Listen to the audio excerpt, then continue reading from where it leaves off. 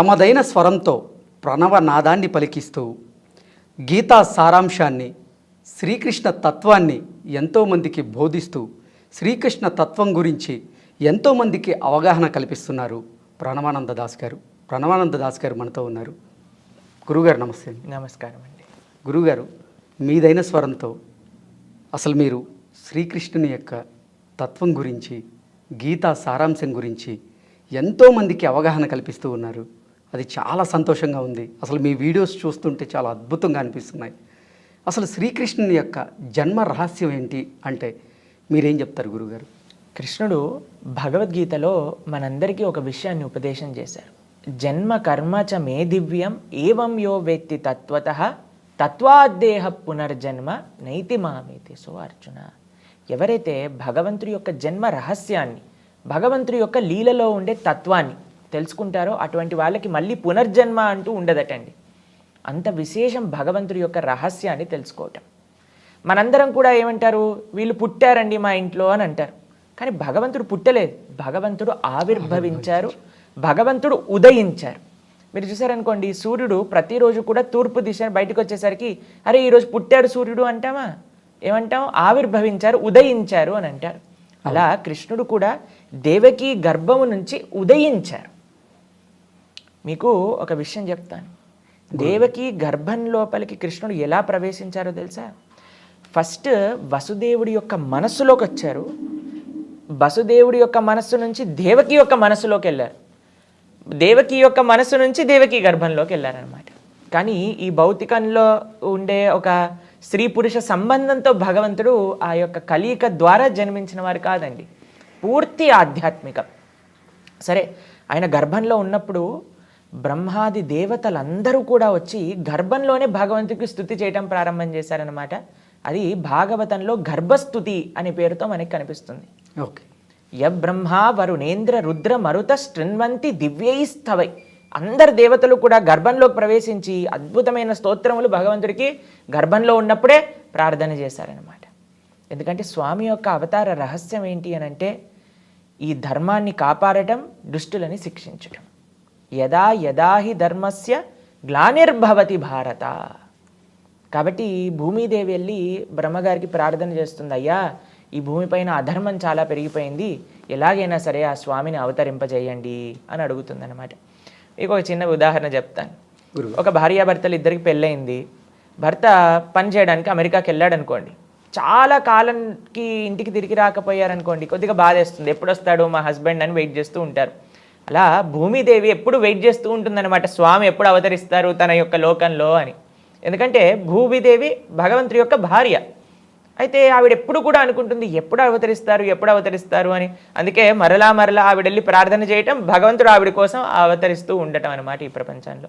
త్రేతాయుగంలో రాముడిగా, ద్వాపర యుగంలో కృష్ణుడిగా, అలా మరలా అవతారాలన్నీ స్వీకరిస్తూ ఆయన లీలలు చేస్తూ ఉంటారు. అయితే భూమిదేవికి చాలా కష్టం వచ్చిందనమాట. ఏంటి ఆ కష్టం అంటే అండి, మనం ఎంత పెద్ద బిల్డింగ్లు కట్టినా, ఎంత భూమి లోపలికి తవ్వినా సరే ఆవిడికి ఏం బాధ అవ్వదండి. భూమిదేవి యొక్క బాధ ఏంటి అని అంటే ఎప్పుడైతే మానవుడు ధర్మాన్ని వదిలేసి అధర్మాన్ని ఆచరిస్తారో అది ఆవిడికి బాధ. మనం ఒక 100 ఫ్లోర్లు బిల్డింగ్ కట్టినా సరే ఆవిడికి భారం అనిపించదు. కానీ అధర్మ మార్గంలో నడుస్తున్న ఒక చిన్న జీవుడైనా సరే ఆవిడికి చాలా భారం అనిపిస్తుంది అనమాట. కాబట్టి ఈ భారాన్ని తొలగించి మంచిగా అందరినీ కూడా సంరక్షించి మంచి మార్గంలో పెట్టడానికి కృష్ణుడి యొక్క అవతారం. ఈ అవతారంలో అండి మీరు ఎప్పుడైనా చిన్న పిల్లవాడు పుట్టేటప్పుడు చూసారా ఏం చేస్తారు?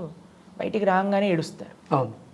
ఏడవాలి, లేకపోతే సంథింగ్ ఇస్ రాంగ్ అని డాక్టర్స్ అంటారనమాట. కానీ కృష్ణుడు పుట్టినప్పుడు జలధరుదేహు నాజాను చతుర్బాహు సరసీలుజాక్షు విశాలాక్షు జారు గదా శంఖ చక్ర పద్మ విలాసు కంఠ కౌస్తువమణి కాంతిబాను కమనీయ కటిసూత్ర కంకణ కేయూర శ్రీవత్సలాంఛనాంచిత విహారు సులకుండల ప్రభాయుత కుంటల లాటు వైఢూర్యమణి గణవర కిరీటు.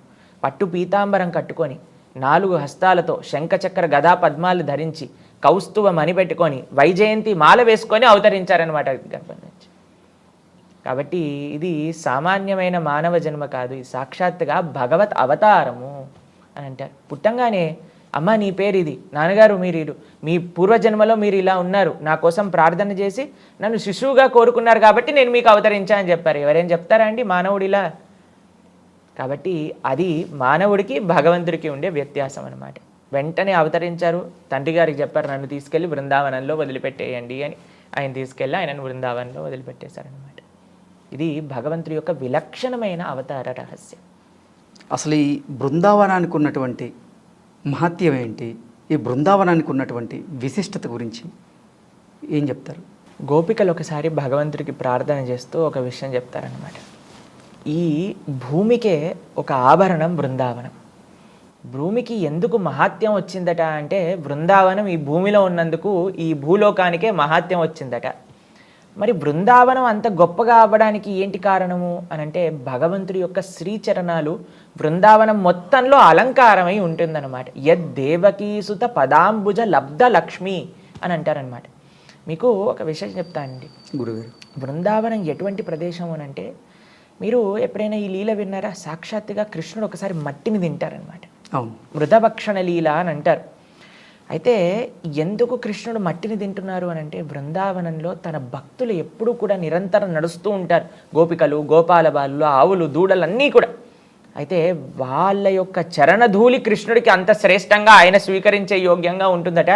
అది బృందావనం యొక్క మహత్యం. బృందావనంలో కృష్ణుడు నడుస్తే అండి తన యొక్క అడుగులు పడతాయి కదా బృందావనంలో. ఇన్ని వేల లక్షల ఆవులున్నా సరే ఒక్క ఆవు కూడా ఆ బృందావనంలో కృష్ణుడు పెట్టిన అడుగు పైన అడుగేయదటండి. ఎవ్వరూ కూడా ఆ అడుగుల్ని చెడపరట. ఎప్పటికీ అడుగులు అలానే ఉంటాయట కృష్ణుడు ఉన్నప్పుడు బృందావనంలో. కాబట్టి అవి ఎలా ఉంటాయి అని అంటే బృందావనం వేసుకున్న ఆభరణాలుగా కృష్ణుడి యొక్క శ్రీచరణాలు దర్శనమిస్తూ ఉంటాయట. ఆ శ్రీచరణాలు ఉన్నందుకు బృందావనానికి మహాత్యం, ఆ బృందావనం అందుకు ఈ భూలోకానికే మహాత్యము అని చెప్తారనమాట.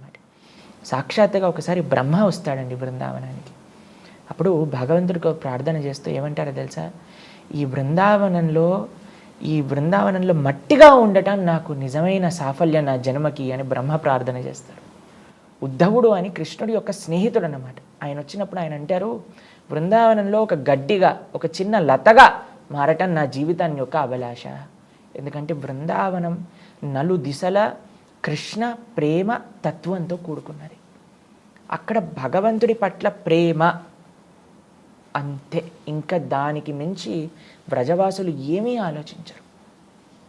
మనకి తెలుసు గోపికలందరి యొక్క వృత్తి అక్కడ నందగోకులంలో పాలు పితకటం, చక్కగా వాటి నుంచి పెరుగు నుంచి వెన్న నుంచి నెయ్యి. అయితే వీళ్ళందరూ కూడా నెయ్యిని, వెన్నని, పెరుగుని అమ్ముకోవడానికి వెళ్తూ ఉండేవారనమాట. తలల పైన మీరు చూసే ఉంటారు గోపికలు ఒక కుండ పైన ఒక కుండ పెట్టుకొని వెళ్తూ ఉంటారు. అయితే వాళ్ళు ఏం అమ్మాలండి? పెరుగు వచ్చిందమ్మా, నెయ్యి వచ్చిందమ్మా, వెన్న వచ్చింది అని చెప్తే కదా వచ్చి కొనుక్కునేది. వాళ్ళు ఏమనే వాళ్ళు తెలుసా? బయటికి వెళ్తూ వాళ్ళు ఎప్పుడు ఏం పని చేస్తున్నా సరే వాళ్ళ మనస్సు మాత్రం కృష్ణుడి దగ్గర ఉండేదన్నమాట. అయితే వీళ్ళందరూ బయటికి వెళ్ళి వెన్న, పెరుగు, నెయ్యి తీసుకోండి అనకుండా గోవిందుణ్ణి తీసుకోండి, మాధవుణ్ణి తీసుకోండి, శ్రీధరుణ్ణి తీసుకోండి అని కృష్ణుడి యొక్క నామాలే చెప్తూ ఉంటారనమాట. గోవింద దామోదర మాధవేతి. ఎందుకంటే మురారి పాదార్పిత చిత్త వృత్తి. వాళ్ళ యొక్క వృత్తి, వాళ్ళ యొక్క మనసు బృందావనం నుండి ప్రతి ఒక్కళ్ళండి. గోపికలు తీసుకోండి, గోపాలలు బాలు తీసుకోండి, అలానే ఆవులు, దూడలు, అందరికీ కూడా కృష్ణుడు అంటే అంత అపరిమితమైన ప్రేమ. కృష్ణుడు ఫ్లూట్ వాయిస్తుంటే బృందావనంలో మీరు చూస్తారు పక్షులు ఎప్పుడు కూడా ఏదో ఒకటి అరుస్తూ ఉంటాయి, ఎక్కడికో ఒకరికి అటు ఇటు తిరుగుతూనే ఉంటాయి అన్నమాట. కానీ ఎప్పుడైతే కృష్ణుడు ఫ్లూట్ వాయిస్తాడో అలా ఆకాశంలో పైన ఎగురుతున్న పక్షులు కూడా కిందికి వచ్చేసి వింటూ ఉంటాయట కృష్ణుడు వాయించే ఫ్లూట్ని. మురళీగాను ఆయన ఎప్పుడు కూడా ఇలా పక్షులు ఎప్పుడు కూడా ఏదో ఒక సౌండ్ చేస్తూ ఉంటాయి కదండి. కానీ కృష్ణుడు ఆ వేణువుని వాయించేటప్పుడు కళ్ళు మూసుకొని ఇలా ధ్యానం చేస్తూ ఉంటాయట ఆ వేణువు పైన. అక్కడ ఉండే జింకలు, అన్ని ప్రాణులు కూడా కృష్ణుడినే తదేకంగా చూస్తూ ఉంటాయట. కృష్ణుడు ఉన్నాడు అని అంటే వాళ్ళకి ఇంకా ఏం అవసరం లేదు బృందావనం. అటువంటి కృష్ణ ప్రేమ కలిగిన భూమే బృందావనం. కాబట్టి ఎవరెవరికి ఆ భగవంతుడి పైన అపరిమితమైన ప్రేమ, భక్తి కావాలి అని అనుకుంటున్నారో అటువంటి వాళ్ళు తప్పకుండా బృందావనాన్ని దర్శించాలి. ఇది బృందావనం యొక్క విశిష్టత. రాధాకృష్ణుల మధ్య ఉన్నటువంటి సంబంధం గురించి, ప్రేమ గురించి చెప్పాలంటే మీరేం చెప్తారు? రాధా కృష్ణ వీళ్ళిద్దరూ ఒకటే స్వరూపం. కృష్ణుడి పట్ల ప్రేమ అనేది రాధారాణి యొక్క తత్వం అన్నమాట. కృష్ణ ప్రేమ, కృష్ణ భక్తి. మనం భక్తి అనే వర్డ్ వాడుతూ ఉంటాం కదండి, ఆ భక్తి యొక్క స్వరూపమే రాధారాణి. అందరి దగ్గర భగవంతుడి పట్ల ప్రేమ ఎవరి యొక్క ప్రేరణ చేతైతే లభిస్తుందో అదే శ్రీమతి రాధారాణి అనమాట. మనకి ఈ ప్రపంచంలో రాధాకృష్ణుల యొక్క తత్వం అంత ఈజీగా అర్థం కాదండి. వాళ్ళిద్దరి మధ్యలో ఉండే ప్రేమ ఎటువంటిదంటే ఈ భౌతికమైన ప్రేమ కాదండి. ఒక అమ్మాయి అబ్బాయి మధ్యలో ఈ ప్రపంచంలో ప్రేమ కలుగుతూ ఉంటుంది, అది రాధాకృష్ణుల యొక్క ప్రేమతత్వం కాదు. మా గురువుగారు ఒక విషయం చెప్తూ ఉంటారు, love means service, love means sacrifice. ప్రేమ అంటే సేవ, ప్రేమ అంటే త్యాగం. ఇది రాధాకృష్ణుల యొక్క ప్రేమ. ఎప్పుడూ కూడా నాకు ఏం కావాలి అని ఆలోచించారనుకోండి, అది ప్రేమ కాదండి. వేరే వాళ్ళకి నేను ఎలా సేవ చేయగలుగుతాను అని ఆలోచించినప్పుడే నిజమైన ప్రేమ. ప్రేమలో అండి ఒక లక్షణం ఉంటుంది, ఏంటో తెలుసా? అది సెల్ఫ్లెస్నెస్ అని అంటారనమాట. అంటే నిస్వార్థ భావన. ఎక్కడైతే స్వార్థం ఉంటుందో అక్కడ ప్రేమ ఉండలేదు. ఎక్కడైతే నిస్వార్థత ఉంటుందో అక్కడే నిజమైన ప్రేమ అనేది లభిస్తుంది. మీకు ఒకసారి కృష్ణుడు బృందావనంలో ఉండే ఆ గోపికల యొక్క ప్రేమ, రాధారాణి యొక్క ప్రేమ ఈ ప్రపంచానికి తెలియాలి అని ఒకసారి నారదుడితో చెప్తాడనమాట. అయ్యా, నాకు చాలా తలనొప్పిగా వస్తుంది, ఈ తలనొప్పిని తగ్గించాలి అని అంటే మీరు నా భక్తుల యొక్క చరణాలపై నుండి ధూళి, పాదాలపై నుండే ధూళిని తీసుకొచ్చి నా తలపైన రాస్తే తగ్గుతుంది అని చెప్తారనమాట. నారదుడు ఆశ్చర్యపోతాడు, ఏ భక్తుడు స్వామి కృష్ణుడి పైన మన చరణాలు పాదాలపై నుండి ధూళిస్తానంటే ఎవరు ఒప్పుకుంటారండి? అయితే నారదుడు ప్రయత్నం చేయడానికి అందరి దగ్గరికి వెళ్తూ ఉన్నాడనమాట.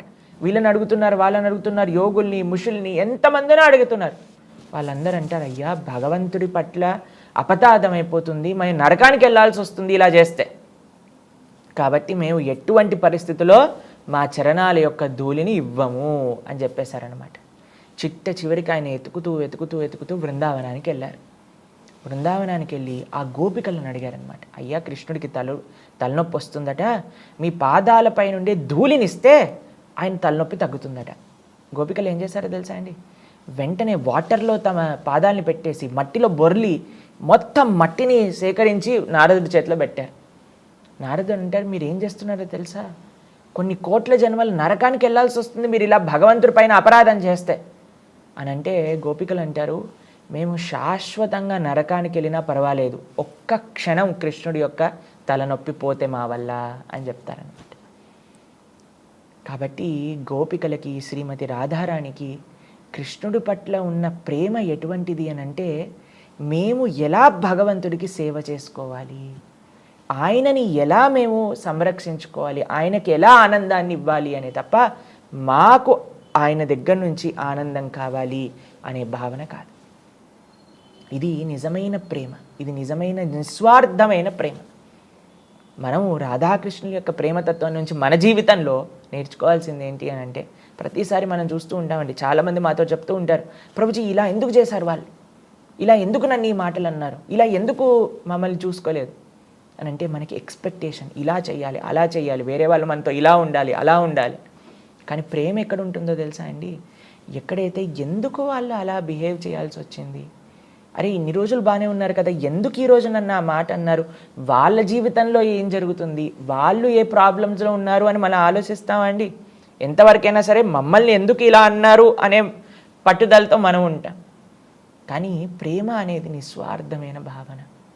గోపికలకి, రాధారానికి కృష్ణుడి పట్ల ఉన్న ప్రేమ నిర్మలమైనది, ఎంతో ఆధ్యాత్మికమైనది, భౌతికమైన ప్రేమ కాదనమాట.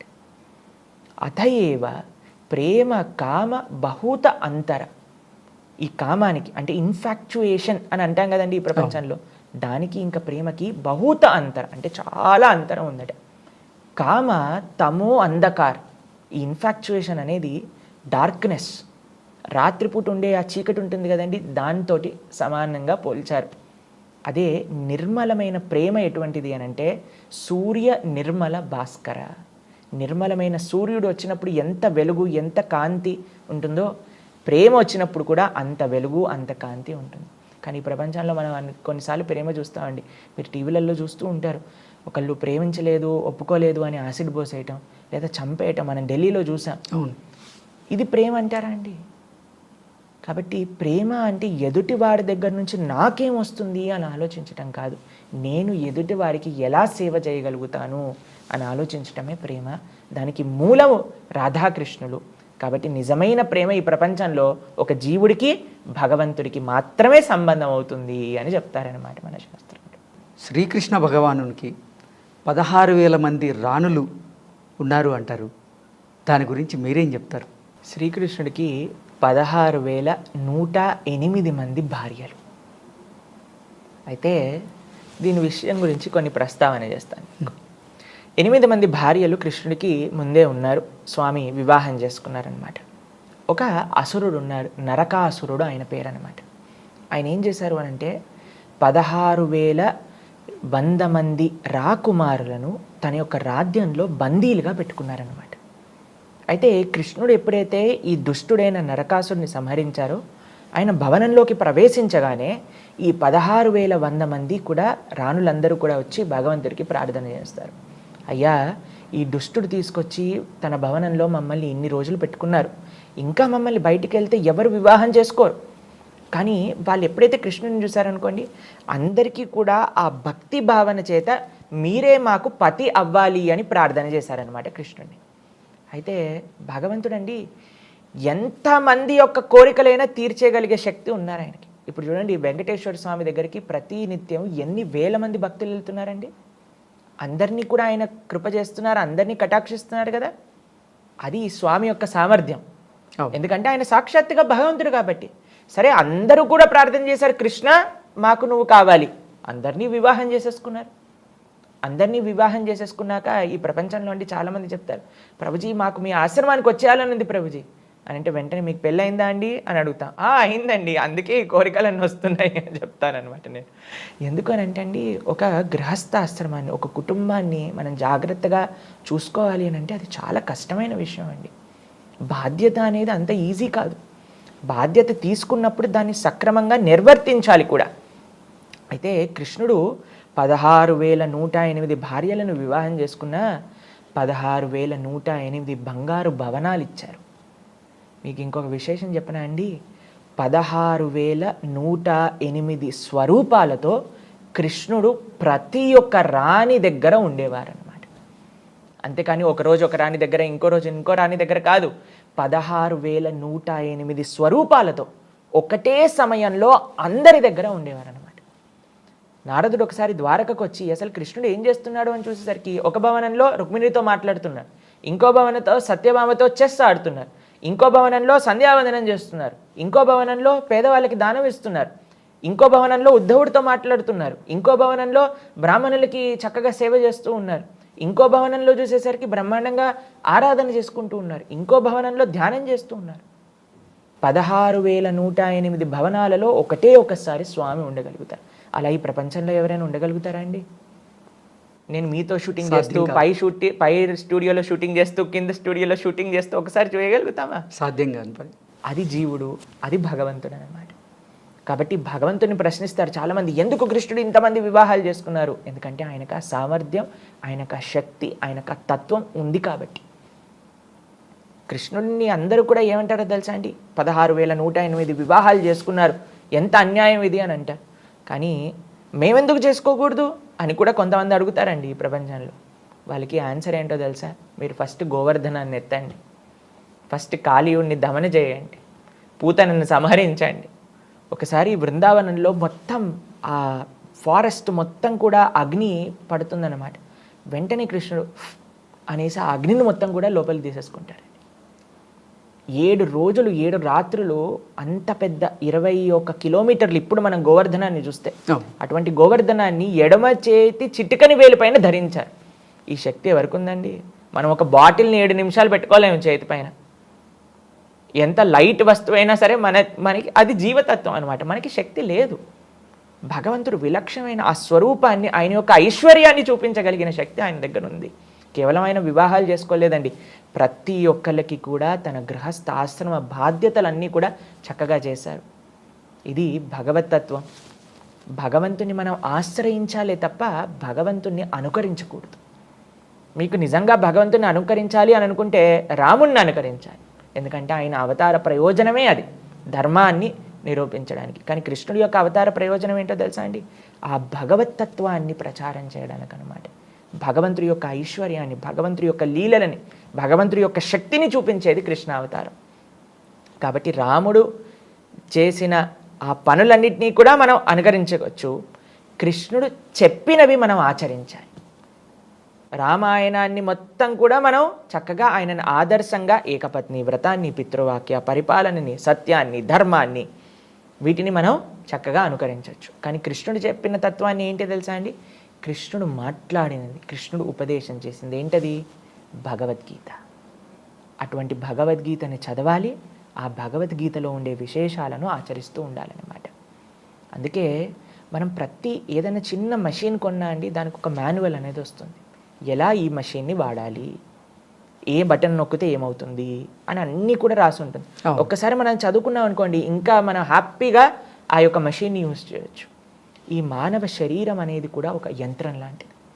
ఈ యంత్రాన్ని ఎలా యూజ్ చేయాలి అని చెప్పేదే భగవద్గీత.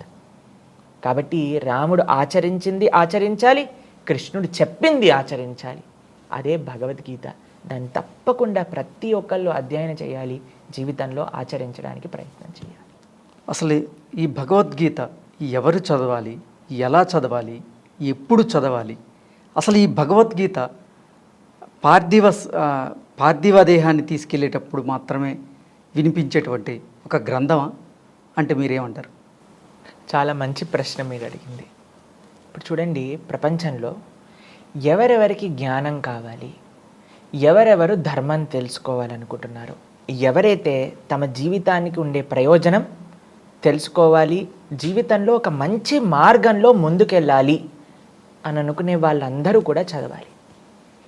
అంటే ఇందులో ఎవరైనా ఎగ్జామ్షన్ ఇవ్వచ్చా అండి? ఈ ప్రస్తావనలో ఎవ్వరూ కాదు. అటు చిన్న పిల్లల నుంచి పెద్దవాళ్ళ వరకు అందరికీ కూడా మంచిగా సుఖంగా ఉండాలి, మంచి మనస్సు, మంచి శరీరం, మంచి భగవద్భక్తి, ధర్మం ఇవన్నీ కావాలనుకుంటున్నాం కదా. కాబట్టి ప్రతి ఒక్కళ్ళు అధ్యయనం చేయాల్సిన గ్రంథం ఏదన్నా ఉంటే అది భగవద్గీత. ఇది చాలా ముఖ్యంగా అందరూ అడగాలి. ఎందుకంటే చాలామంది మమ్మల్ని అడుగుతుంటారు, ప్రభుజీ మేము చదవచ్చా భగవద్గీత, స్త్రీలు చదవచ్చా, పిల్లలు చదవచ్చా? ప్రతి ఒక్కళ్ళు కూడా చదవాల్సిన గ్రంథం నిజంగా ఏదన్నా ఉంటే అది భగవద్గీత అండి. అందుకే అన్ని సాంప్రదాయాలకు సంబంధించిన ఆచార్యులు కూడా భగవద్గీతను మనకి ప్రస్తావన చేశారు. అది సనాతన ధర్మానికి ఒక పుస్తకం, కంపల్సరీ పుస్తకం అనేదన్నా ఉంటే అది భగవద్గీత. కాబట్టి దీన్ని ప్రతి ఒక్కళ్ళు అధ్యయనం చేయాలి. మీరు చెప్పారు కదా, కేవలం ఒక మనిషి చనిపోయినప్పుడే భగవద్గీత మనం చూస్తూ ఉంటాం, ప్లే చేస్తూ ఉంటాం. కానీ అది నిజమైన ప్రయోజనం కాదండి. ఆయన పోయాక ఆయన ఏం చేస్తాడు? భగవద్గీత విని చివరి భగవద్గీత. అక్కడ ఎందుకు ఇలా చేస్తారంటే మీకు ఒక విషయం చెప్తాను. ఆ సమయంలో జనాలందరికీ కూడా ఇసుమంతైన ఆలోచన వస్తుందేమో, అయ్యా వీడి జీవితం మొత్తం కూడా ఒక విషయం కోసం తన జీవితాన్ని వెచ్చించేశాడే, కానీ చిట్ట చివరికి ఏం తీసుకెళ్లకుండా వెళ్తున్నారు కదా అన్నప్పుడు కొద్దిగా అయినా తత్వంగా ఆలోచిస్తారేమో, అక్కడ భగవద్గీత చెప్తే ఏమైనా మనసుకి అంటుతుందేమో అని ప్రయత్నం చేయడానికి అక్కడ పెద్దలు భగవద్గీత చెప్పాలి అని ప్రస్తావన చేశారనమాట. మీరు చూసారనుకోండి, గరుడ పురాణం అలానే భగవద్గీత ఈ రెండింటినీ కూడా చెప్తూ ఉంటారు. ఎందుకు అనంటే మిగతా వినే వాళ్ళందరూ మారాలి, విని ఇది చేస్తే మీకు ఇలా జరుగుతుంది, కాబట్టి ఈ తప్పులు చేయకండి జీవితంలో, ఇప్పటి నుంచైనా సంస్కరణ పొందండి అని మనకి చెప్పడానికి అనమాట. నిజంగా భగవద్గీత అండి ఎంత విశేషమైన పుస్తకం అంటే, ప్రతి ఒక్కళ్ళు కూడా సుఖంగా ఎంతమంది అయితే ఉండాలనుకుంటున్నారు, శాంతిగా ఎంతమంది అయితే ఉండాలనుకుంటున్నారు, ప్రపంచంలో మీరు ఎవరితోటి ఉన్నా సరే వాళ్ళందరితో మీ రిలేషన్షిప్ బాగుండాలి అని ఎంతమంది అయితే అనుకుంటున్నారు, మాట్లాడటం ఎవరైతే తెలుసుకోవాలి అని అనుకుంటున్నారో, టైం మేనేజ్ ఎలా చేయాలి అని అనుకుంటున్నారో, జీవితంలో ఉండే ప్రతి ఒక్క రహస్యాన్ని తెలుసుకోవాలి అని ఎంతమంది అయితే సంకల్పం చేసుకుంటున్నారో వాళ్ళందరూ భగవద్గీత చదవాలన్నమాట. కాబట్టి చాలామంది మమ్మల్ని అడుగుతుంటారండి, భగవద్గీత యుద్ధం అవుతుందట కదా భగవద్గీత ఇంట్లో ఉంటే. కాదండి, ఏదన్నా ఇంట్లో యుద్ధం అవుతుంటే ఆ యుద్ధాన్ని శాంతింపజేసే శక్తి భగవద్గీతకు ఉంది. ఎందుకో తెలుసా? భగవద్గీత సమానత్వాన్ని బోధిస్తుంది, భగవద్గీత శాంతిని బోధిస్తుంది. కాంటెక్స్ట్ ఆఫ్ భగవద్గీత మీరు చూసారనుకోండి, అది ఒక యుద్ధ భూమిలో చెప్పిందే, కానీ దాంట్లో ఏం చెప్పారు అని మనం పరిశీలన చేస్తే మన యొక్క నిజ జీవితం గురించి ప్రస్తావన చేశారు కృష్ణుడు. ఎవరితో ఎలా ఉండాలి, ఎలా మాట్లాడాలి, ఏం తినాలి, ఎలా పడుకోవాలి, అన్ని విషయాలను కూడా ఎంతో అద్భుతంగా జీవుడు అంటే ఏంటి, పరమాత్మ అంటే ఏంటి, జీవుడికి పరమాత్మకి ఉండే సంబంధం ఏంటి, ఒక జీవుడు భగవంతుని ఎలా చేరుకోవచ్చు, ఇంత చిన్న విషయం నుంచి అంత గొప్పదైన తత్వం వరకు ప్రతి ఒక్కటి కూడా చెప్తారనమాట భగవద్గీతలో. కాబట్టి భగవద్గీత అనేది చాలా విశేషమైన పుస్తకం. భగవద్గీత చదివిన వాళ్ళు ఎప్పటికీ కూడా ఎవరిని కూడా ఇబ్బంది పెట్టలేరండి. ఎందుకో తెలుసా, కృష్ణుడు చెప్తాడు భగవద్గీతలో, సునీచైవ స్వభాకేచ పండిత సమదర్శిన విద్యా వినయ సంపన్నే బ్రహ్మణే గవిహస్తినే సునీచైవ స్వభాకేచ పండిత సమదర్శన. మనం ఈ ప్రపంచంలో చూస్తామండి. నిన్ననే ఒకరు మాతో చెప్తున్నారు, ప్రభుజీ మీకు విషయం తెలుసా, ఈ ప్రపంచంలో ఉండే వాళ్ళు మనల్ని ఎలా జడ్జి చేస్తారంటే, మనం వేసుకున్న చొక్కా ఏ బ్రాండో చూస్తారండి ఫస్ట్, మనం పెట్టుకున్న వాచ్ ఏ కంపెనీదో చూస్తారు, మనం వేసుకున్న షూస్ మంచి బ్రాండెడా లేవా చూస్తారు, తర్వాత ఆలోచిస్తారు వీడితో నేను ఫ్రెండ్షిప్ చేయాలా లేదా అని ఆలోచిస్తారట. ఈ ప్రపంచంలో మాకు తెలియదు, ఒకళ్ళు చెప్తున్నారనమాట మాతోటి, ఇలా ఉంది ప్రభుజీ మా కొలీగ్స్ అందరు ఇలా ఉన్నారు అని. కానీ భగవద్గీత ఏం చెప్తుందో తెలుసా అండి, సమానత్వం. ఎవరైనా సరే అందరిలో కూడా భగవంతుడి యొక్క అంశని చూడు, ఏది కూడా తారతమ్యం లేదు. నువ్వు ఎంత గొప్పవాడివైనా సరే అందరూ గొప్పవాళ్ళే, ఎందుకంటే అందరూ కూడా భగవంతుడి యొక్క అంశలే. కాబట్టి సునీచైవ స్వభాకేచ, ప్రతి జీవుల్లో కూడా భగవంతుని చూడటం నేర్పించేది భగవద్గీత. మనం చూస్తామండి, ఎప్పుడైతే కుచేలుడు కృష్ణుని కలవడానికి వస్తారో, ఆయన ధోతిలో అన్నీ కూడా చిన్న చిన్న నాట్స్ వేసి ఉన్నాయండి. ఎందుకంటే అన్ని చోట్ల ఆయన ధోతి, చినిగిపోయిన ధోతి వేసేసుకున్నారు. అంత చాలా బక్కగా ఉండిపోయి పేదరికం కనిపిస్తుంది సుధాముడిలో. కానీ అంత ద్వారకకి రాజైన కృష్ణుడు, జగన్నాథుడైన భగవంతుడు పరిగెత్తుకుంటూ సుధాముడిని ఎంబ్రేస్ చేసుకున్నారు, కౌగలించుకున్నారు. ఎందుకు అనంటే కృష్ణుడు ఎప్పుడు కూడా నువ్వేంటి అనే విషయాన్ని చూడరండి. అలా చూసే స్వభావం భగవంతుడిది కాదు, ఈ ప్రపంచంలో ఉండే జనాలకు ఉంటుంది. ఎందుకు అనంటే వాళ్ళు భగవద్గీత, మన శాస్త్రం ఏం చెప్తుందో అధ్యయనం చేయలేదు. శాస్త్రం సమానత్వాన్ని బోధిస్తుంది. శాస్త్రం వసుదైవ కుటుంబకం, అందరం కూడా ఒక తండ్రికి చెందిన వాళ్ళం అని చెప్పేదే భగవద్గీత. ఆ స్వామి, ఆ తండ్రి గురించి చెప్పేదే భగవద్గీత. కాబట్టి ఈ ప్రపంచంలో ఉన్న అన్ని ప్రాబ్లమ్స్కి సొల్యూషన్ ఏదైనా ఒక పుస్తకం అందిస్తుంది అని అంటే అది శ్రీమద్ భగవద్గీత. భగవద్గీత నుంచి మనిషి గ్రహించాల్సినటువంటి ప్రధానమైనటువంటి అంశాలు ఏంటి అంటే మీరేం చెప్తారు గురుగారు? మనకి భగవద్గీత అందరు ఆచార్యులు కూడా సనాతన ధర్మానికి ఒక బేసిక్ అండ్ మోస్ట్ ఇంపార్టెంట్ పుస్తకంగా మనకు అందించారనమాట. అయితే ఈ భగవద్గీత ఏం చెప్తుంది అని అంటే ప్రధానంగా 5 అంశముల గురించి భగవద్గీత మాట్లాడుతుంది. ఏంటి ఆ 5 అంశములు అని అంటే, ఈశ్వరుడు అంటే, భగవంతుడు అంటే ఎవరు, మొట్టమొదటి విషయం. మనం, జీవుడు అంటే ఎవరు, జీవుడికి ఉండాల్సిన కర్తవ్యం ఏంటి. కొన్నిసార్లు మమ్మల్ని చాలాసార్లు అడుగుతారు, ఏంటో తెలుసా అండి, ప్రభుజీ మనం ఎందుకు పుట్టాం ప్రభుజీ, ఈ ప్రపంచం అంటే ఏంటి, భగవంతుడు అంటే ఏంటి, భగవంతుడిని ఎలా చేరుకోవాలి. చాలామంది ఆధ్యాత్మికంగా ఆలోచించే వాళ్ళందరికీ కూడా వచ్చే బేసిక్ ప్రశ్నలు ఇవే. మనం ఎందుకు పుట్టాం, ఏం చేయాలి, భగవంతుడు ఎవరు, ఎలా ఆశ్రయించాలి, ఇవే భగవద్గీత ఆన్సర్ చేసే ప్రశ్నలు అనమాట. ఈశ్వరుడు అంటే ఎవరు, జీవుడు అంటే ఏంటి, ప్రకృతి అంటే ఏంటి, మనం చూస్తున్నాం కదా మన చుట్టూ ఉండే ఈ ప్రకృతి అంటే ఏంటి, దాని తర్వాత కాలం, టైం అంటే ఏంటి, దాని తర్వాత చిట్ట చివరి అంశం భగవద్గీత దేనైతే ప్రస్తావన చేస్తుందో అది కర్మ. ఓకే, కర్మ గురించి, కాలం గురించి, ప్రకృతి గురించి, ఈశ్వరుడు గురించి, జీవుడు గురించి, ఇవన్నీ కూడా మనం భగవద్గీతలో మనం పొందవచ్చు. ఇది కాకుండా ఎవరెవరికి ఏం కావాలన్నా సరే భగవద్గీత మనకి అందిస్తుంది. కానీ భగవద్గీత యొక్క మెయిన్ ప్రయోజనం ఏంటి అని అంటే భగవంతుడి పట్ల భక్తి, ఎలా మనం ఆయనతో ఒక రిలేషన్షిప్ని ఎలా ఎస్టాబ్లిష్ చేసుకోవచ్చు, అది నేర్పించేది భగవద్గీత. భగవద్గీతలో అండి 3 అంశాలు ప్రధానంగా మనం చూస్తాం. కర్మయోగం, భక్తి యోగం, జ్ఞానయోగం. మీరు ఎప్పుడైనా నగలు పెట్టుకునే పెట్టె చూసారా అండి? చూసాను. పెట్టె కింద ఒక బాక్స్లా ఉంటుంది, పైన ఒక మూత ఉంటుంది. ఈ కింద ఉండే ఆ బాక్స్కి ఉండే ఆ పెట్టె ఉంటారు కదా, అది భగవద్గీతలో ఉండే కర్మయోగంతో పోల్చారు. పైనుండి ఆ మూత ఉంటుంది కదా, దాన్ని జ్ఞానయోగంతో పోల్చారనమాట. లోపల ఉండే ఆ నగలు ఉంటాయి కదా, అది భక్తి యోగంతో పోల్చారనమాట. కాబట్టి భగవద్గీత ఒక కంప్లీట్ ప్యాకేజ్ అనమాట. కానీ అందులో ఉండే సారభూతమైన తత్వం ఏంటి అని అంటే భక్తి. దాంతోపాటు మానవాళికి ఏ విధంగా ఎవరిని ఉద్ధరింపజేయాలో భగవద్గీత మనకు ఉపదేశం చేస్తుంది. కానీ దాని యొక్క సారాంశం, ఎసెన్స్ ఆఫ్ భగవద్గీత స్వామి పట్ల ఉండే భక్తి, ఆయనతో ఎలా రిలేషన్షిప్ని ఎస్టాబ్లిష్ చేసుకోవాలి అనే విషయాలు చెప్తుందన్నమాట. దాంతోపాటు బోలెడన్ని విషయాలండి, టైం మేనేజ్మెంట్ గురించి, ఒక జీవన విధానం. ఇప్పుడు చాలామంది మాకేం చెప్తారో తెలుసా అండి, డాక్టర్లతో మేము మాట్లాడినప్పుడు, ప్రభుజీ ఇవన్నీ కూడా లైఫ్ స్టైల్ డిసీజెస్ అని చెప్తారనమాట. ఒకళ్ళ జీవన విధానంలో మంచిగా లేకపోతే ఇప్పుడు ఎంతోమందికి ఎన్నో శరీరానికి సంబంధించిన రోగాలు, మానసికమైన రుగ్మతలన్నీ కూడా వస్తూ ఉన్నాయి. వీటన్నిటినీ కూడా భగవద్గీత అడ్రస్ చేస్తుంది. ఒక మంచి లైఫ్ స్టైల్, ఒక ఐడియల్ లైఫ్ స్టైల్ ఏంటి, మనం సమయాన్ని ఎలా ఉండాలి, మనం ఎలా మాట్లాడాలి, ప్రతి ఒక్కటి చిన్న చిన్న అంశం నుంచి అన్నిటికంటే గొప్పదైన జీవ భగవంతుడి యొక్క సంబంధం గురించి కూడా భగవద్గీత చెప్తుందన్నమాట. కాబట్టి ఏబిసిడి ఆఫ్ స్పిరిచువాలిటీ మనం భగవద్గీత నుంచి నేర్చుకోవచ్చు అనమాట.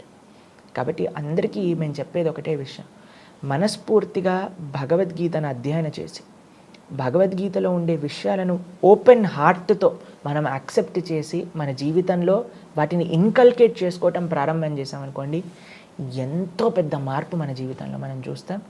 నా స్వ అనుభవం, నేను ఎంతోమంది జీవితాలలో చూసింది అదే విషయం అనమాట. Bhagavad Gita can answer all problems of life. Srikrishna భగవంతునికి కుచేలునికి ఉన్నటువంటి స్నేహ సంబంధం గురించి, స్నేహ బంధం గురించి మీరేం చెప్తారు? కృష్ణుడు, కుచేలుడు వీళ్ళిద్దరూ కూడా ఒక గురువు గారి దగ్గర చదువుకున్న వాళ్ళనమాట, చైల్డ్హుడ్ ఫ్రెండ్స్. ఎక్కడ వీళ్ళ యొక్క ఆశ్రమం ఉండేది అని అంటే ఉజ్జయిన్లో సాందీపని మహర్షి దగ్గర చదువుకున్నారు ఇద్దరు కూడా. అప్పటి నుంచి వాళ్ళిద్దరికీ చాలా మంచి స్నేహం అండి. అయితే కృష్ణుడు ద్వారకకి అధిపతి అయ్యారు, ఇక్కడ కుచేలుడు తన యొక్క రాజ్యానికి వెళ్ళిపోయారు. ఆయన చాలా పేద బ్రాహ్మణుడు అనమాట. ఎంత బక్కగా అయిపోయారు ఆయన పేదరికం వల్ల అనంటే, ఆయనను చూసి వాళ్ళ భార్య అనుకుంది, అయ్యా నీకు కృష్ణుడు అనే స్నేహితుడు ఉన్నాడు, ఆయన అంత గొప్ప పరివారంలో ఉన్నారు, నువ్వు వెళ్ళినప్పుడు ఆయన తప్పకుండా నీకు సహాయం చేస్తారు, దాంట్లో నువ్వు ఇంకొక క్వశ్చన్ నీకు రావాల్సిన అవసరం లేదు, కాబట్టి నీ కోసమైనా వెళ్ళి అడుగు నువ్వు కృష్ణుణ్ణి అని కుచేలుడి యొక్క భార్య కుచేలుడికి చెప్పిందనమాట. అయితే సుధాముడు కుచేలుడు అని అంటాను తెలుగులో, ఆయన ఏం ఆలోచిస్తున్నారంటే, నేను భగవంతుడి దగ్గరికి వెళ్ళి అడగటమా? భక్తుడు ఎప్పుడు కూడా భగవంతుడిని అడగాలి అని అనుకోరండి. భక్తి అంటే భగవంతుని అడగటం కాదు, కేవలం భగవంతుడి యొక్క సేవ నేను ఎలా చేసుకోవాలి అని ఆలోచించడమే భక్తి. ఇక్కడ చూడండి, మనం సుధాముడు కృష్ణుడి యొక్క స్నేహబంధంలో ఒక భక్తుడి యొక్క తత్వం, భగవంతుడి యొక్క తత్వం పూర్తిగా తెలుసుకోవచ్చు. చాలా విశేషమైన లీల అన్నమాట ఇది. సుధాముడు వెళ్ళాడు, ద్వారకా నగరానికి ఉండే ఆ రాజభటులు ఎవరైతే డోర్ కీపర్స్ ఉన్నారో వాళ్ళ దగ్గరికి వెళ్ళి, అయ్యా నేను లోపలికి వెళ్ళాలనుకుంటున్నా అని అంటారనమాట. అప్పుడు వాళ్ళు అడుగుతారు, మీకు ఏం కావాలో చెప్పండి అని అంటే, అక్కడ సుధాముడు కానీ నాకు ధనం కావాలి అని అడుగుంటే ఆ డోర్ కీపర్సే ఇచ్చేవాళ్ళండి. అంత ఐశ్వర్యం ద్వారకలో ఉండే ఆ భటులకే ఉండేదట. కానీ కుచేలుడు ఏమన్నాడో తెలుసా, నాకు డబ్బులు కాదు, ఆయన ఎప్పుడు కూడా అడగలేదండి, నాకు కృష్ణ దర్శనం కావాలి, నా స్నేహితుడిని నేను కలవాలి అని అన్నారు. వీళ్ళు వెళ్ళి కృష్ణుడికి చెప్పారు, అయ్యా నీ స్నేహితుడట ఎవరో కుచేలుడు వచ్చాడు అనగానే రుక్మిణీదేవి యొక్క భవనంలో ఉండే కృష్ణుడు పరిగెత్తుకుంటూ వచ్చేసి ఆ సుధాముడిని కౌగలించేసుకుంటారండి. ఎంత ఆనంద బాష్పాలు ఇద్దరికీ కూడా, అటు కృష్ణుడికి ఇటు కుచేలుడికి. కానీ చూడలేదండి, నువ్వేం బట్టలు వేసుకున్నావు, నువ్వు ఎలా ఉన్నావు, నువ్వు పేదరికంలో ఉన్నావా, నువ్వు అడివి. కృష్ణుడు ఎప్పుడూ చూడటం, కృష్ణుడికి ఎప్పుడూ కూడా ఇవి తారతమ్యం అనేది కృష్ణుడిలో మనస్తత్వం కాదండి. ఎవరినైనా సరే ఆయన రక్షించగలుగుతారు, ఎవరినైనా సరే ఆయన కృప చూపించగలుగుతారు. వెంటనే కౌగిలించేసుకొని తీసుకొచ్చేసి తన యొక్క భవనంలో తాను కూర్చునే సింహాసనం పైన కూర్చోబెట్టేసి స్వయంగా తన పాదాలను ప్రక్షాళన చేశారనమాట కృష్ణుడు. పక్కన రుక్మిణీదేవి, సాక్షాత్తుగా లక్ష్మి, రాఘవత్వేద్ భవేత్ సీత రుక్మిణి కృష్ణ జన్మని అని అంటారనమాట. లక్ష్మీదేవి చామరం చేస్తూ ఉందన్నమాట సుధాముడికి పక్కన. అయితే వాళ్ళిద్దరూ కూడా పక్కన ఒకళ్ళు కూర్చొని మాట్లాడుకుంటూ ఉన్నారు. చిన్నప్పుడు మనం ఇలా చేసాం, గురువుగారి ఆశ్రమంలో ఇవి చదువుకున్నా, ఒకసారి మనం అరణ్యానికి వెళ్ళినప్పుడు ఒక పెద్ద తుఫాన్ వచ్చింది, అప్పుడు కూడా మనం ఇద్దరి చేతులు వదిలేకుండా ఇద్దరం అలానే పట్టుకొని గురువుగారి సేవ చేసామని అన్నీ కూడా మాట్లాడుకుంటూ ఉన్నారనమాట. అప్పుడు కృష్ణుడు అంటాడు, ధామ కుచేల, నాకు తెలుసు నువ్వు నా దగ్గరికి వచ్చేటప్పుడు ఒంటరి చేతులతో రావని, ఏం తెచ్చావు చూపి అని అంటే ఈయనకు సిగ్గనమాట. ఈయన అంత పేదరికంలో ఉండి అండి కృష్ణుడి దగ్గరికి వెళ్తున్నప్పుడు నేను ఏదన్నా తీసుకెళ్ళాలి అని మొత్తం ఇల్లు ఎతికితే ఆయనకు దొరికింది అటుకులు, ఎండిపోయిన అటుకులు. వాటిని తీసుకొని 4 గుప్పెడ్లు చేతిలో పెట్టుకొని ఒక చిన్న మూటలో కట్టుకొని ఆయన ధోతిలో పెట్టుకొని వెళ్ళాడనమాట ద్వారకకి. అయితే కృష్ణుడు అడుగుతున్నాడు, ఏంటి ఎక్కడ ఉంది, ఏదో తెచ్చావు చూపించు చూపించు అనేసరికి ఆయన దాచిపెట్టుకుంది కూడా కృష్ణుడు తీసేసుకొని ఒక్కొక్క అడుగు పిడికిలు తింటూ ఉంటే కృష్ణుడు అంటాడండి, ఈ ప్రపంచంలో ఇప్పటి వరకు ఇంత మంచి నైవేద్యాన్ని నేను ఇప్పటి వరకు స్వీకరించలేదు అని చెప్తాడండి. ఇది కృష్ణుడికి ఉండే ప్రేమ. ఈ ప్రపంచంలో మనం ఎంత కష్టపడ్డా సరే, ఇప్పుడు చూడండి ఒక తల్లి 10 ఐటమ్స్ చేసింది అనుకోండి పిల్లల కోసం అని, తన భర్త కోసం అని, ఒక దాంట్లో ఉప్పు తక్కువ ఉండేసరికి ఏమంటారు, ఇందులో ఉప్పు తక్కువ ఉంది అని అంటారు. కానీ ఇన్ని చేశారు అని మనం ఫస్ట్ కీర్తిస్తామా, ఫస్ట్ అప్రిషియేట్ చేస్తామా? లేదు. కానీ కృష్ణుడు ఏంటి తెలుసా అండి, ఆయన అప్రిషియేట్ చేయటం, ప్రేమనివ్వటం. పత్రం పుష్పం ఫలం తోయం యోమే భక్తా ప్రయశ్చతి. భక్తితో భగవంతుడికి ఏమి సమర్పణ చేసినా సరే అంత ప్రేమగా, అంత చూసారా మీరు కృష్ణుడి యొక్క ఫోటో మీరు సుధాముడితో చూసారనుకోండి, అలా ఆనంద పుష్పాలు కారుతూ ఉంటాయన్నమాట కృష్ణుడికి. ఏం తెచ్చాడండి, ఎండిపోయిన అటుకులు. ఆయనకి లేవా అండి ద్వారకలో? ఎంత ఐశ్వర్యం ఉంది, అయినా సరే ఆయనకు కావాల్సింది ఏంటో తెలుసా, మన యొక్క ప్రేమ, భక్తి. ఈ భావన స్వామికి ప్రధానం. అయితే అలా అలా ఒక్కొక్క గొప్పడి తినేస్తూ ఉన్నారు. రుక్మిణీదేవి వచ్చి చేయబట్టేసుకుంటుంది అనమాట. కృష్ణ ఏం చేస్తున్నావు నువ్వు, ఎండిపోయిన అటుకులు తింటే నీ కడుపు నొప్పి వచ్చేస్తుంది అని రుక్మిణీదేవి ఆపేస్తుంది అనమాట కృష్ణుని తినకుండా. కానీ ఇప్పుడు చూడండి, సుధాముడు ఒక్క కోరిక కూడా, ఆ రోజు రాత్రంతా ద్వారకలో ఉంటారు, ప్రొద్దున పూట వెళ్ళిపోతారు. కానీ కృష్ణుడిని ఒక్క విషయం కూడా అడగరు ఆయన. నాకు డబ్బులు ఇవ్వని కానీ, సహాయం చేయని కానీ, నేను ఈ కష్టాల్లో ఉన్నా కానీ అని చెప్పలేదు ఆయన. ఒక భగవంతుడి దగ్గరికి వెళ్ళి భక్తుడు చెప్పాల్సిన అవసరం లేదండి, భగవంతుడిని అడగాల్సిన అవసరం లేదు. ఇప్పుడు ఒక చిన్న పిల్లవాడు ఉన్నాడండి, ఒళ్ళో పడుకున్న పిల్లవాడు ఉన్నాడు. చలికాలం వస్తుందనుకోండి, అమ్మకి చెప్తాడు, అమ్మ నాకు స్వెటర్ ఇయ్యి అంటాడా? వాడు ఏమన్నాడు, ఇలా చూస్తూ ఉంటాడు. అమ్మకి తెలియదా అండి ఏం చేయాలో, నాన్నకి తెలియదా అండి ఏం చేయాలో? కాబట్టి రాధాకృష్ణులు మన తల్లిదండ్రులు, సీతారాములు, లక్ష్మీనారాయణులు, వాళ్ళందరూ కూడా మన తల్లిదండ్రులు. కాబట్టి వాళ్ళ దగ్గరికి వెళ్ళి ప్రొద్దు నుంచి రాత్రి దాకా నాదికి అది కావాలి, ఆ కష్టంలో ఉన్న ఇది కావాలి, ఈ కష్టంలో ఉన్న చెప్పాల్సిన అవసరం లేదు. భక్తుడు ఎప్పుడూ భగవంతుడిని అడగరు, భగవంతుడు ఎప్పుడూ భక్తులకి అన్యాయం చేయరు. ఈయన ఇలా వచ్చి ద్వారక నుంచి వెళ్ళిపోయాడా, వెళ్ళేసరికి వాళ్ళ ఏరియాలో వాళ్ళ ఇల్లే కనిపించలేదన్నమాట సుధాముడికి. ఏంటబ్బా ఎక్కడుంది అని చూసేసరికి పెద్ద భవనము, అందరూ భటులు, సేవకులు, వాళ్ళ భార్య అంత దగద్ధమాయంగా వెగిలిపోతూ ఆయన దగ్గరికి వచ్చేసింది. చూసేసరికి అయ్యా ఏంటిది, ఏంటి ఐశ్వర్యం అని అంటే కృష్ణుడి దయ. కాబట్టి ఈ లీలలో మీరు చూసారనుకోండి, కుచేలు యొక్క భార్య కుచేలుడిని పంపించినప్పుడు తన కోసం తాను ఆలోచించలేదు. నేనేదో డబ్బులతో ఉండాలి, నేనేదో ఆ సుఖాలు అనుభవించాలి అని ఆవిడ చెప్పలేదు, తన భర్త బాగుండాలి అని పంపించింది. సుధాముడు ద్వారకకి వెళ్ళినప్పుడు నాకేదో కావాలి అని వెళ్ళలేదు, నేను కృష్ణుడి యొక్క సేవ చేసుకోవాలి అని వెళ్ళాడు. కృష్ణుడు నాకు సుధాముడి దగ్గర నుంచి ఏం కావాలి అని ఆలోచించలేదు. రుక్మిణీదేవి కృష్ణుడిని ఆపినప్పుడు కృష్ణుడికి ఏం అవ్వకూడదు అని ఆపింది. కాబట్టి ప్రతి అడుగులో కూడా నిస్వార్థమైన ప్రేమని మనం ఈ యొక్క సంబంధంలో చూస్తాం. అందుకే మేము ప్రపంచంలో అందరికీ కూడా ఒక కృష్ణ తత్వాన్ని ఇచ్చే సందేశం ఏంటో తెలుసా అండి, ప్రేమ, నిస్వార్థమైన భావన. ఇది కానీ మనం భగవంతుడి గురించి నేర్చుకుంటే ఇంకా అసలు ఎంత ఈ సమాజంలో ఎక్కడైనా సరే ఒకళ్ళకి అన్యాయం జరగటం కానీ, ఒకళ్ళని మనం ఇబ్బంది పెట్టడం కానీ, ఒకళ్ళు మనల్ని ఇబ్బంది పెట్టడం కానీ అవ్వదండి. అందుకే మనందరికీ కూడా ఒక వెలుగు, ఒక డైరెక్షన్ చూపించేది ఏంటి అని అంటే కృష్ణతత్వం, కృష్ణుడు చెప్పిన అద్భుతమైన గీతాతత్వం. కురుక్షేత్ర యుద్ధంలో శ్రీకృష్ణ భగవానుడు అసలు యుద్ధం చేయకుండా ఉండడానికి కారణం ఏంటి? కృష్ణుడు అండి నాట్ క్రెడిట్ స్టీలింగ్ లాట్. ఈ ప్రపంచంలో మీకు ఎక్స్ప్లెయిన్ చేస్తాను. ప్రపంచంలో నైజం ఏంటో తెలుసా అండి, అరే ఎంత గొప్ప పని చేసావురా అనగానే నేనే చేసింది అని కాలర్ పైకి ఎత్తుకుంటా. ఇది ఎలా, ఈ తప్పు ఎవరు చేశారు అనగానే నేను కాదు, వీళ్ళు చేశారు. ఏదైనా గొప్పది ఉందనుకోండి, నేనే చేశాను, మనం చేసినా చేయకపోయినా నేనే చేశాను అని చెప్పి క్రెడిట్ మనకు కావాలన్నమాట. ఎంతమంది మనకి దోహదపడ్డారు అనే విషయాన్ని, క్రెడిట్ వచ్చే విషయంలో మర్చిపోతాం. నేనే చేశానండి, నా ఇన్స్పిరేషనే అండి, నాదే అండి అని చెప్తారు. కానీ ఎప్పుడైనా ఏదన్నా తప్పు జరిగిందనుకోండి, నేను కాదు, నేను మంచివాడిని, వాడు తప్పు చేశాడు, మీరు వాళ్ళని అడగండి. కానీ కృష్ణుడు కంప్లీట్ ఆపోజిట్ అండి. ఎంత గొప్ప పని చేసినా సరే ఆయన తన క్రెడిట్ని తన భక్తులకు ఇచ్చేస్తూ ఉంటారు. ఇంత గోవర్ధనాన్ని 7 రోజులు 7 రాత్రులు కృష్ణుడు ఎత్తాడు కదండి.